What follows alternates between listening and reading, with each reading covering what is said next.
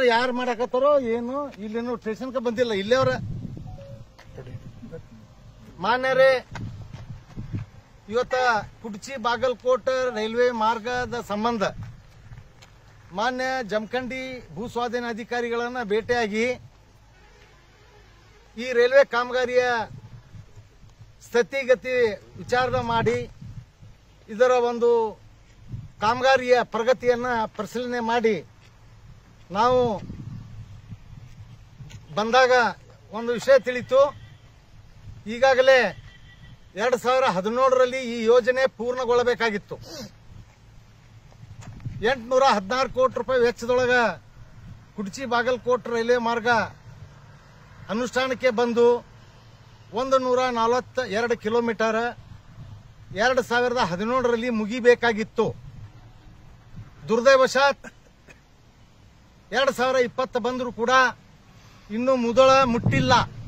ಲೋಕಾಪುರಕ್ಕೆ ಪೂರ್ಣಗೊಂಡು railway ಪ್ರಾರಂಭ ಆಗತ್ತ ಅಂತ ಹೇಳಿ ಅಲ್ಲಿ ಜನ ನಿರೀಕ್ಷೆ ಮಾಡ್ಯಾರ.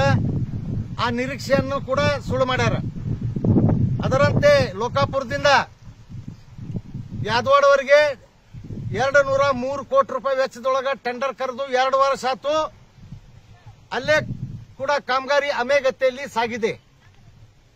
ಅದರಂತೆ ಯಾದವಾಡದಿಂದ 26 ಕಿಲೋಮೀಟರ್ಗೆ ಅನ್ವಯಿಸುವಂತೆ ಅಂದ್ರೆ ಜಮಖಂಡಿ ರೋಡ್ ವರೆಗೂ 408 ಕೋಟಿ ರೂಪಾಯಿ ಟೆಂಡರ್ ಕರೆದು ಗುತ್ತೇದಾರರನ್ನ ಕೂಡ ನೇಮಕ ಮಾಡಲಾಗಿದೆ. ಆದ್ರೆ ದುರಂತ ಏನಪ್ಪಾ ಅಂದ್ರೆ ಅದು ಕೂಡ 1.5 ವರ್ಷ ಆದ್ರೆ ಮುದೋಳ ಮಟ್ಟ ಅಷ್ಟೇ ಕಾಮಗಾರಿ ನಡೆದಿದೆ. ಇದು ರೈಲ್ವೆ ನಿಲ್ದಾಣ, ಇದು ಯಾವುದು ಮುದೋಳ ರೈಲ್ವೆ ನಿಲ್ದಾಣ. ಇಲ್ಲಿ ಕೆಲಸ ಬಂದು ಇಲ್ಲಿ ನಿಂತು ಬಿಟ್ಟೈತಿ. ಆದ್ರೆ ಮುದೋಳಿಂದ ಮುಂದೆ ಒಂದು ಫೂಟನು ಹೋಗಕ್ ತಯಾರಿಲ್ಲ. ಆದ್ರೆ ಜನಪ್ರತಿನಿಧಿಗಳು, ನಾನು ಅವ್ರಿಗೆ ರಿಕ್ವೆಸ್ಟ್ ಮಾಡ್ತೀನಿ, ಅವರನ್ನು ಒತ್ತಾಯನ ಮಾಡ್ತೀನಿ, ತಾವುಗಳು ಸರ್ಕಾರಕ್ಕೆ ಹೋಗುವಂತ ದುಡ್ಡು ಅಂದ್ರೆ ಕನಿಷ್ಠ ಇವತ್ತು ಇಲ್ಲಿ ಬಂದು ಮುಟ್ಟಬೇಕಂದ್ರೆ 2,000 ಕೋಟಿ ರೂಪಾಯಿ ಖರ್ಚಾಗತ್ತೆ. ಬಾಗಲಕೋಟೆಯಿಂದ ಮುದೋಳಕ್ಕೆ ಬಂದು ಮುಟ್ಟಬೇಕಂದ್ರೆ 2,000 ಕೋಟಿ ರೂಪಾಯಿ ಖರ್ಚಾಗತ್ತೆ. ನೀವು ಇನ್ನೂ ವಿಳಂಬ ಮಾಡಿದ್ರೆ ವರ್ಷ 15% ಇದರ ವೆಚ್ಚ ಇನ್ಕ್ರೀಸ್ ಆಗತ್ತ, ಹೆಚ್ಚಾಕೋತ್ ಹೋಗತ್ತ.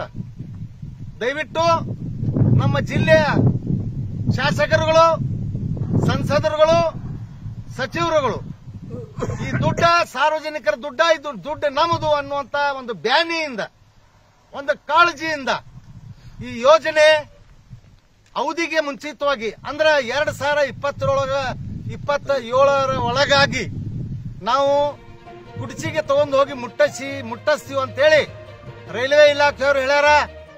ರಾಜ್ಯ ಸರ್ಕಾರನು ಹೇಳೈತಿ, ಕೇಂದ್ರ ಸರ್ಕಾರದವ್ರು ವಚನ ಕೊಟ್ಟಾರ. ಯಾಕ ಮೊನ್ನೆ ವಿ ಸೋಮಣ್ಣ ಅವರು ಬಂದಾಗ 27 ಮಾರ್ಚ್ ಒಳಗ ಪೂರಾ ನಿಮ್ದು ಕಂಪ್ಲೀಟ್ ಕೊಡ್ತೀವಿ ಅಂತ ಹೇಳ್ಯಾರ. ಆದ್ರೆ ಈ ರೀತಿ ಅಮೆಗತಿಯಲ್ಲಿ ಕಾಮಗಾರಿ ಸಾಗಿದರೆ 27ಕ್ಕೆ ಆಗೋದು ಅನುಮಾನ.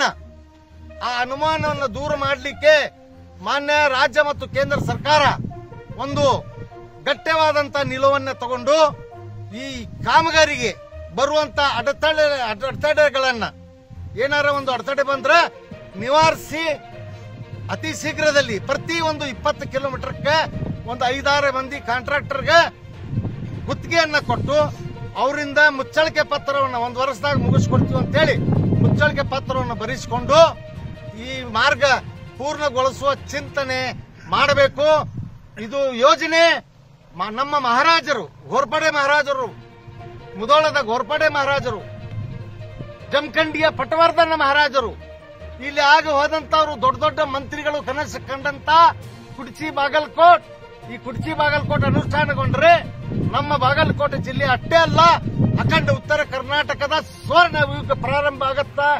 ಇದರಲ್ಲಿ ಎರಡು ಮಾತಿಲ್ಲ ಅಂತ ಹೇಳಿ ನಾನು ಸರ್ಕಾರಗಳಿಗೆ, ಸರ್ಕಾರದ ಪ್ರತಿನಿಧಿಗಳಿಗೆ ಎಚ್ಚರಿಸಿ ನಾನು ಇವತ್ತು ಎಲ್ಲ ವೀಕ್ಷಣೆ ಮಾಡೀನಿ. ಕಾಮಗಾರಿ ಬಹಳ ವಿಳಂಬ ಐತಿ, ಸೀರಿಯಸ್ ತಗೋರಿ. ಎಲ್ಲಂದ್ರ ಇಡೀ ಜಿಲ್ಲಾದ್ಯಂತ ಉಗ್ರ ಪ್ರಮಾಣದ ಹೋರಾಟ ಮಾಡಿ ಇಡೀ ಜಿಲ್ಲೆ ಒಳಗೆ ಜನಾಂದೋಲನ ಮಾಡಿ ಸರ್ಕಾರಗಳನ್ನು ಅಳಿಗಾಡಿಸಬೇಕಾಗತ್ತ ಎಚ್ಚರ. ನಾ ಕುತುಬುದ್ದೀನ್ ಕಾಜಿ, ನಮಸ್ಕಾರ.